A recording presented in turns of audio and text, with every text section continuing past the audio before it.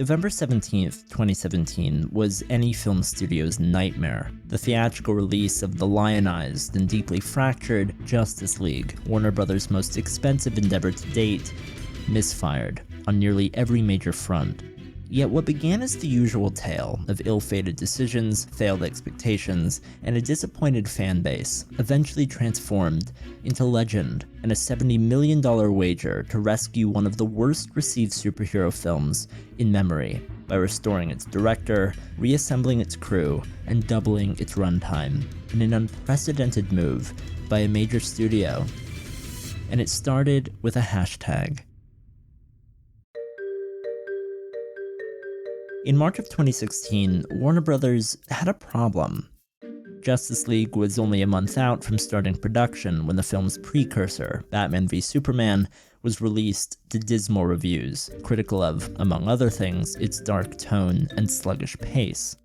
While this did lead director Zack Snyder and his co-writer Chris Terrio to go back and lighten the Justice League script somewhat, principal photography proceeded as planned on April 11th, 2016. 8 months later, Snyder produced a cut of the film that was just about 90% complete, requiring an estimated $30 to $40 million in post-production to finish. It was that version that Snyder first showed off to the studio, the original Snyder Cut, untainted, albeit incomplete, and the version Warner execs at the time reportedly deemed unwatchable. By that point, Warner Bros. Was losing faith in Snyder, or more specifically, his ability to earn the studio their desired billion-dollar box office returns, something Snyder had yet to ever achieve, but a feat somebody else had. Twice. Joss Whedon, writer and director on Marvel's The Avengers and its sequel, Age of Ultron, was first brought on by Warner in a limited capacity to rework the Justice League script and oversee extensive reshoots, all the while still keeping Snyder on to direct them. But between Whedon's injection of levity and a new studio mandate to keep the film under 2 hours, while also meeting its original November 2017 release date, the vision of Justice League that Zack Snyder had been crafting for years was slipping away, and over time, Whedon's power and influence over the project grew stronger. Then in March of that year, Snyder's daughter, Autumn, took her own life, and after 2 months failing to distract himself in his work, and despite his name remaining under the film's directorial credit, Snyder stepped down from Justice League in May of 2017, 6 months before its release, leaving behind a fractured working relationship with the studio and what had clearly become somebody else's film. The aptly dubbed Justice League was a critical and commercial failure, reviled by critics as an obvious Frankenstein of a movie, bashed by fans of Snyder and of the property, and a box office bomb to boot, grossing $650 million against an estimated $750 million break-even point that included marketing costs and the $25 million the studio spent on Whedon's reshoots alone. According to Justice League cinematographer Fabian Wagner, Whedon's version used about 10% of what Snyder originally shot, and Snyder was immediately urged by his wife Deborah and executive producer on the film Christopher Nolan never to see the movie. And to this day, Zack Snyder never has. Then the movement began. Unified under the hashtag #ReleaseTheSnyderCut, fans quickly rallied in an effort to convince Warner Bros. To reinstate Snyder's original version of Justice League, a thing that at the time few knew for certain even existed in any substantive form. Positive fandom promoted the cause with letters to major players at the studio, the buying of valuable ad space, flying banners, and even a $500,000 crowdfund campaign, with proceeds going to the American Foundation for Suicide Prevention in honor of Snyder's daughter.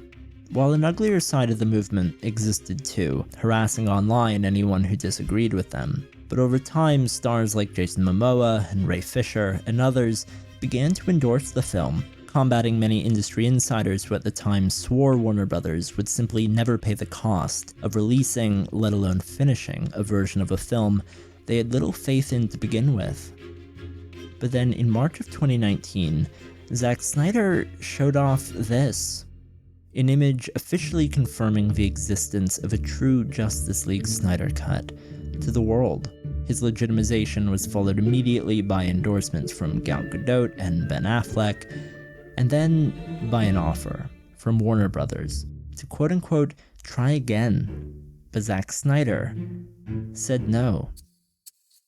What Warner Brothers wanted was to release Snyder's Justice League as is, 90% finished and still missing $40 million in digital effects. But for Snyder, it was all or it was nothing. So in February of 2020, the studio folded, naturally right in time to promote their new streaming service, HBO Max, where the film would eventually debut. But in exchange for full control and a $70 million budget, Snyder forewent any paycheck for himself to finish his movie, pushing through a dawning global pandemic to reassemble members of the cast and crew and complete additional scenes and extensive CGI work. With total freedom, Snyder was able to make his Justice League as long, as dark, and as epic as he wanted. He could give a second life to Jared Leto's divisive take on the Joker, outfit Superman in an all-black suit, and even release the film in his desired 4:3 aspect ratio, and black and white. Which brings us to 2021, when against all odds, the true Zack Snyder's Justice League was completed in January and released to the world on March 18th. This is hardly the first time significant control has been commandeered by a studio on a major blockbuster, nor the first time a director's original vision has been restored in the form of a director's cut. It isn't even the first time we've seen a director's cut of a superhero movie, years following that director's replacement midway through a project. But the power that was restored to Snyder, to not only repair but further add to his vision, no holds barred, is like nothing else. And how did he fare? Well, that is up to you. I'm Danny Boyd. Until next time.